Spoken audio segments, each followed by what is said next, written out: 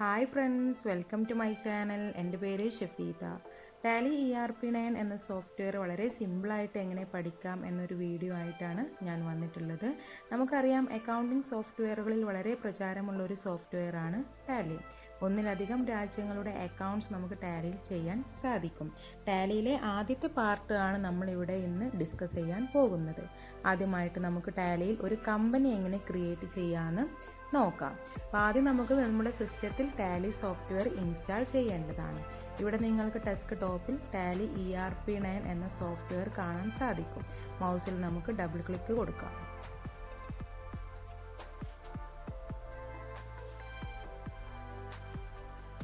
ഇവിടെ Tally power of simplicity എന്ന് കാണാൻ സാധിക്കും. അതായത് പവർ ഓഫ് സിംപ്ലിസിറ്റി എന്നത് ടാലിയുടെ ലോഗോ ആണ്.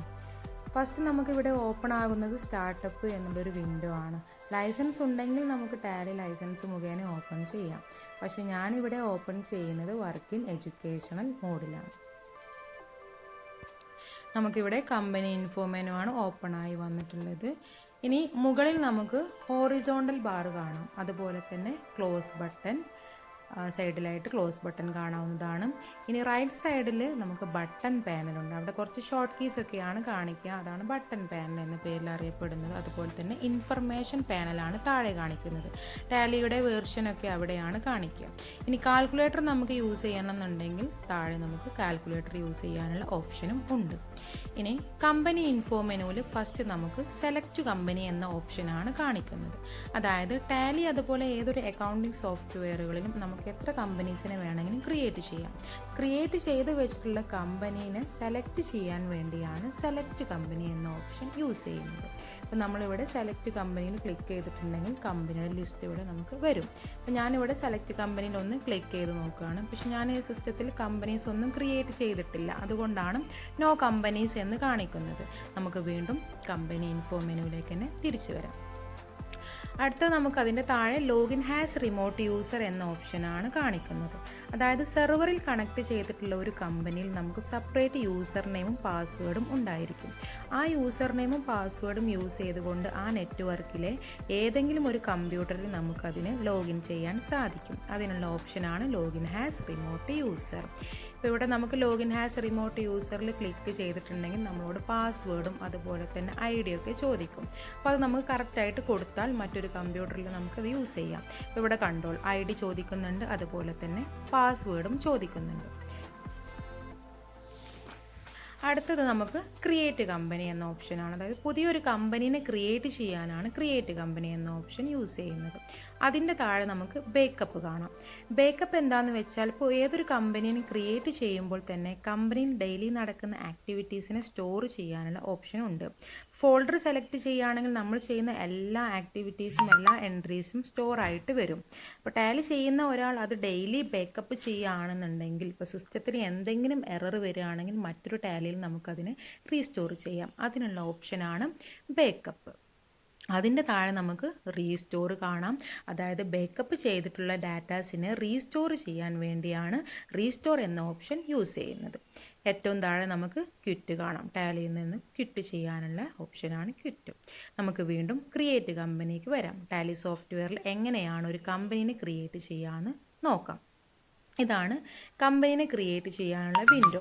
ഫസ്റ്റ് നമ്മളോട് ഡയറക്ടറി എന്ന് ചോദിക്കുന്നുണ്ടല്ലേ, അതായത് ഡാറ്റ സ്റ്റോർ ചെയ്യാനുള്ള ഫോൾഡർ സെലക്ട് ചെയ്യാനുള്ള ഒരു ഓപ്ഷനാണ്. C ഡ്രൈവോ D ഡ്രൈവോ നമുക്ക് ഏത് വേണമെങ്കിലും സെലക്ട് ചെയ്യാം. രണ്ടാമത് നമ്മളോട് ചോദിക്കുന്നത് നെയിമാണ്. കമ്പനിയുടെ നെയിമാണ് നമ്മളിവിടെ കൊടുക്കേണ്ടത്. നമ്മുടെ കമ്പനിയുടെ നെയിം എന്താണോ നമുക്കതിവിടെ ടൈപ്പ് ചെയ്ത് കൊടുക്കാം. ഞാനിവിടെ എക്സാമ്പിളായിട്ട് ഇപ്പോൾ ജസ്റ്റ് ഒരു ABC Ltd എന്നൊരു നെയിം അവിടെ കൊടുക്കുന്നുണ്ട്. ABC India Ltd എന്ന് പേര് കൊടുക്കുന്നുണ്ട്. ABC India Ltd. അപ്പോൾ അതിൻ്റെ താഴെ മെയിലിംഗ് നെയിം ചോദിക്കുന്നുണ്ട്. ആ മെയിലിംഗ് നെയിം നമ്മൾ എന്താണോ കമ്പനിയുടെ പേര് കൊടുക്കുന്നത് അതന്നെ അവിടെ വരും. അതിൻ്റെ താഴെ അഡ്രസ്സാണ്. നമ്മുടെ കമ്പനീൻ്റെ അഡ്രസ്സ് എന്താണോ നമുക്ക് അഡ്രസ്സ് അവിടെ ടൈപ്പ് ചെയ്ത് കൊടുക്കാം. അഡ്രസ്സ് നമുക്ക് ഒരുപാട് കൊടുക്കാനുണ്ടെങ്കിൽ എൻ്റർ ചെയ്താൽ മതി. താഴത്തേക്ക് നമുക്ക് ഓപ്ഷൻ വരും. അഡ്രസ്സ് കഴിഞ്ഞാൽ പിന്നെ നമ്മളോട് ചോദിക്കുന്നത് എന്താണ്, കൺട്രി ആണല്ലേ. അപ്പോൾ നമ്മൾ കൺട്രി എന്താണോ കൺട്രി അവിടെ കൊടുക്കണം. അപ്പോൾ കൺട്രി എന്നുള്ളത് നമ്മൾ കൊടുക്കണം എന്നുണ്ടെങ്കിൽ ലിസ്റ്റ് ഓഫ് കൺട്രീസ് എന്നുള്ള ഓപ്ഷൻ ഉണ്ട്, റൈറ്റ് സൈഡിൽ വരുന്നുണ്ട്. നമുക്ക് ഏത് കൺട്രി ആണോ അവിടുന്ന് സെലക്ട് ചെയ്ത് കൊടുക്കാവുന്നതാണ്. അതുപോലെ തന്നെ സ്റ്റേറ്റ് കൊടുക്കാനും അതുപോലെ ലിസ്റ്റ് ഓഫ് സ്റ്റേറ്റ്സ് എന്നുള്ള ഓപ്ഷൻ അവിടെ വരുന്നുണ്ട്. അതിൽ നിന്ന് ഏതാണോ സ്റ്റേറ്റ് നമുക്ക് സെലക്ട് ചെയ്ത് കൊടുത്താൽ മതി. പിന്നെ ചോദിക്കുന്നത് പിൻകോഡാണ്. പിൻകോഡ് നമുക്ക് എത്രയാണോ പിൻകോഡ് കൊടുക്കാം. ഫോൺ നമ്പർ ചോദിക്കുന്നുണ്ട്, അതുപോലെ mobile number, fax number, email, website, എല്ലാ ഡീറ്റെയിൽസും നമുക്കിവിടെ കൊടുക്കാവുന്നതാണ്. ഫാക്സ് നമ്പർ, ഇമെയിൽ, വെബ്സൈറ്റ്, ഞാനിപ്പോൾ അതൊന്നും കൊടുക്കുന്നില്ല കേട്ടോ. ഇനി റൈറ്റ് സൈഡിൽ നമ്മളോട് ചോദിക്കുന്നത് ഫിനാൻഷ്യൽ ഇയർ ആണ്. ഫിനാൻഷ്യൽ ഇയർ എന്ന് പറയുമ്പോൾ ഇപ്പോൾ നമ്മുടെ ഇന്ത്യയിൽ ഫിനാൻഷ്യൽ ഇയർ എന്നാ സ്റ്റാർട്ട് ചെയ്യുന്നത്? ഏപ്രിൽ 1 ടു മാർച്ച് 31 ആണ്. അപ്പോൾ ഇന്ത്യയാണ് നമ്മൾ കൺട്രി കൊടുത്തിട്ടുള്ളത്. അപ്പോൾ 1/4/2020 എന്നാണ് അവിടെ ഫിനാൻഷ്യൽ ഇയർ. രണ്ടാമത് നമ്മളോട് ചോദിക്കുന്നത് ബുക്സ് ബിഗിനിങ് ഫ്രം. അതൊരിക്കലും ഫിനാൻഷ്യൽ ഇയർ അല്ല. അതെവിടെ ബിസിനസ്സുമായി ബന്ധപ്പെട്ട ആദ്യത്തെ പേയ്മെൻറ്റ് എന്നാണോ അല്ലെങ്കിൽ എന്ന് മുതലാണോ നമ്മുടെ കമ്പനിയിൽ ട്രാൻസാക്ഷൻസ് പേയ്മെൻറ്റ് ഓർ റെസീപ്റ്റ് ഉണ്ടായിട്ടുള്ളത്, ആ ഒരു ഡേറ്റ് ആണ് ഇവിടെ കൊടുക്കുക. ഞാനിപ്പോൾ ഇവിടെ 1/6/2020 കൊടുത്തിട്ടുണ്ട്. ജൂൺ 1 മുതലാണ് നമ്മുടെ കമ്പനിയിൽ ആദ്യത്തെ ട്രാൻസാക്ഷൻ നടന്നിട്ടുള്ളെങ്കിൽ ആ ഒരു ഡേറ്റ് ആണ് അവിടെ കൊടുക്കുക. പിന്നെ ചോദിക്കുന്നത് എന്താണ്? സെക്യൂരിറ്റി കൺട്രോൾ ആണ്. അപ്പോൾ നമ്മുടെ കമ്പനീൻ്റെ ഡാറ്റാസിനെ പ്രൊട്ടക്റ്റ് ചെയ്യാൻ വേണ്ടി നമുക്ക് സെക്യൂരിറ്റി കൊടുക്കാം. മറ്റൊരു വ്യക്തി, പുറത്തുനിന്നുള്ള ഒരാൾ നമ്മുടെ കമ്പനീൻ്റെ ഡാറ്റാസ് ചെക്ക് ചെയ്യേണ്ടെന്നുണ്ടെങ്കിൽ നമുക്ക് എന്ത് ചെയ്യാം? സെക്യൂരിറ്റി കൊടുക്കാം. അപ്പോൾ സെക്യൂരിറ്റി കൺട്രോൾ SI കൊടുക്കുകയാണെങ്കിൽ അവിടെ കണ്ടോ യൂസർ നെയിമും പാസ്വേഡൊക്കെ ചോദിക്കുന്നുണ്ട്. അപ്പോൾ നമുക്കത് കൊടുക്കണം എന്നുണ്ടെങ്കിൽ കൊടുക്കാം. ഞാനിവിടെ കൊടുക്കുന്നില്ല, നോ കൊടുത്തു. ഇനി താഴെ നമ്മളോട് ബേസ് കറൻസി സിമ്പിളാണ്. ഇന്ത്യയുടെ കറൻസി സിമ്പിൾ തന്നെ അവിടെ വന്നിട്ടുണ്ട്. അതിൻ്റെ താഴെ നമ്മളോട് ഫോർമൽ നെയിമാണ്, INR തന്നെയാണ്. പിന്നെ നമ്മളോട് ചോദിക്കുന്നത് സഫിക്സ് സിമ്പിൾ ടു എമൗണ്ട് എന്നാണ്. എമൗണ്ടിന് മുമ്പിൽ സിമ്പിൾ കാണിക്കണോ എന്നാണ് ഇവിടെ ചോദിക്കുന്നത്. അങ്ങനെ കാണിക്കണം എന്നുണ്ടെങ്കിൽ നമുക്കത് S ആയിട്ട് കാണിക്കാം. അതിൻ്റെ താഴെ നമ്മളോട് ചോദിക്കുന്നത് add space between amount and simple. എമൗണ്ടിനും സിമ്പിളിനും ഇടയിൽ സ്പേസ് വേണമെന്നാണ്.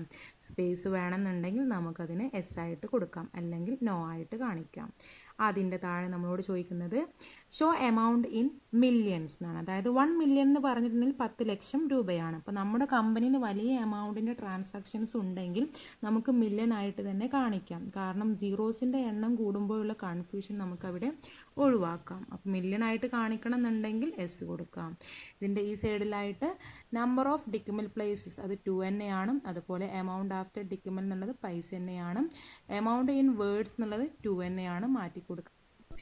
നമ്മൾ എൻ്റർ കീ പ്രസ് ചെയ്യുമ്പോൾ ആക്സെപ്റ്റ് യെസ് ഓർ നോ എന്ന് കാണിക്കുന്നുണ്ട്. നമുക്ക് എന്തെങ്കിലും മാറ്റം വരുത്തണം എന്നുണ്ടെങ്കിൽ വീണ്ടും ബാക്ക് ചെയ്തിട്ട് നമുക്ക് മാറ്റം വരുത്തി കൊടുക്കാനുണ്ടെങ്കിൽ മാറ്റം വരുത്തി കൊടുക്കാം. ഒന്നും കൂടി എൻ്റർ കീ യൂസ് ചെയ്തിട്ട് നമുക്ക് ആക്സെപ്റ്റ് ചെയ്യാവുന്നതാണ്. S കൊടുത്തു, കമ്പനി ക്രിയേറ്റ് ആയി. നമ്മളിപ്പോൾ ഇവിടെ വന്നിട്ടുള്ളത് ഗേറ്റ് വേ ഓഫ് ടാലി എന്നുള്ള വിൻഡോയിലേക്കാണ്. കണ്ടോ, മുകളിൽ ഗേറ്റ് വേ ഓഫ് ടാലി എന്ന് കാണിക്കുന്നുണ്ട്. ഇവിടെ നമ്മൾ ലെഡ്ജറുകളും അതുപോലെ തന്നെ നമ്മുടെ കമ്പനീൻ്റെ ട്രാൻസാക്ഷൻസൊക്കെ റെക്കോർഡ് ചെയ്യുന്നത് ഗേറ്റ് വേ ഓഫ് ടാലിയിലാണ്. ഇനി നമുക്ക് കമ്പനി ക്രിയേറ്റ് ചെയ്തതിൽ എന്തെങ്കിലും ചേഞ്ച് വരുത്തണം എന്നുണ്ടെങ്കിൽ വീണ്ടും കമ്പനി ഇൻഫോ മെനുവിലേക്ക് തന്നെ വരണം. അതിപ്പോൾ ഇവിടെ ബട്ടൺ പാനലിൽ നമുക്ക് കാണാം കമ്പനി ഇൻഫോ. അതിൻ്റെ ഷോർട്ട് കീ ആണ് Alt+F3. അപ്പോൾ കമ്പനി ഇൻഫോന് ഒന്ന് ക്ലിക്ക് ചെയ്തിട്ടുണ്ടെങ്കിൽ കമ്പനി ഇൻഫോ മെനുവിലേക്ക് വരാം. അതിൽ ആൾട്ടർ എന്ന ഓപ്ഷനാണ് ചേഞ്ച് വരുത്താൻ യൂസ് ചെയ്യുന്നത്. ആൾട്ടറിലൊന്ന് ക്ലിക്ക് ചെയ്തിട്ടുണ്ടെങ്കിൽ നമ്മൾ ക്രിയേറ്റ് ചെയ്ത കമ്പനിയുടെ പേര് അവിടെ കാണിക്കും. നമുക്ക് ആ കമ്പനീനെ സെലക്ട് ചെയ്യാം. അപ്പോൾ നമ്മൾ കമ്പനി ക്രിയേറ്റ് ചെയ്യുമ്പോൾ ഏത് വിൻഡോ ആണോ ഉണ്ടായിരുന്നത് സെയിം വിൻഡോ തന്നെ വരും. നമ്മുടെ കമ്പനിയുടെ ഡീറ്റെയിൽസ് ഒക്കെ അവിടെ കാണിക്കും. എന്താണോ നമുക്ക് ചേഞ്ച് വരുത്തേണ്ടത് മാറ്റി കൊടുക്കാം. ഞാനിപ്പോൾ ഇവിടെ ഫോൺ നമ്പർ ചേഞ്ച് വരുത്തി കൊടുക്കുകയാണ്. ഫോൺ നമ്പർ ചേഞ്ച് വരുത്തി ഇനി അതിനെ നമുക്ക് വീണ്ടും സേവ് ചെയ്യാം. അപ്പോൾ കമ്പനി വീണ്ടും സേവ് ആയിട്ടുണ്ട്.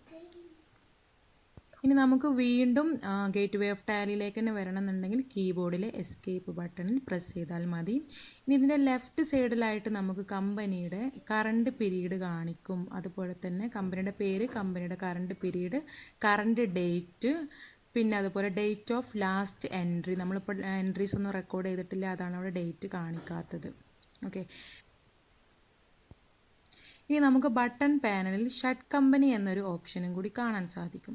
ഷട്ട് കമ്പനി എന്തിനാണ് യൂസ് ചെയ്യുന്നത് വെച്ചാൽ നമ്മൾ സെലക്ട് ചെയ്ത കമ്പനീനെ ഷട്ട് ചെയ്ത് കളയാൻ. ഇപ്പോൾ കണ്ടോ, ഞാൻ അതിൽ ക്ലിക്ക് ചെയ്തപ്പോൾ കമ്പനിയുടെ പേര് അവിടെ നിന്ന് പോയി. ഇനി വീണ്ടും ഞാൻ ആ കമ്പനീനെ സെലക്ട് ചെയ്യണമെന്നുണ്ടെങ്കിൽ സെലക്ട് കമ്പനി ക്ലിക്ക് ചെയ്യാം. അപ്പോൾ അവിടെ കമ്പനിയുടെ പേര് കാണിക്കും, അതിനെ സെലക്ട് ചെയ്യാം.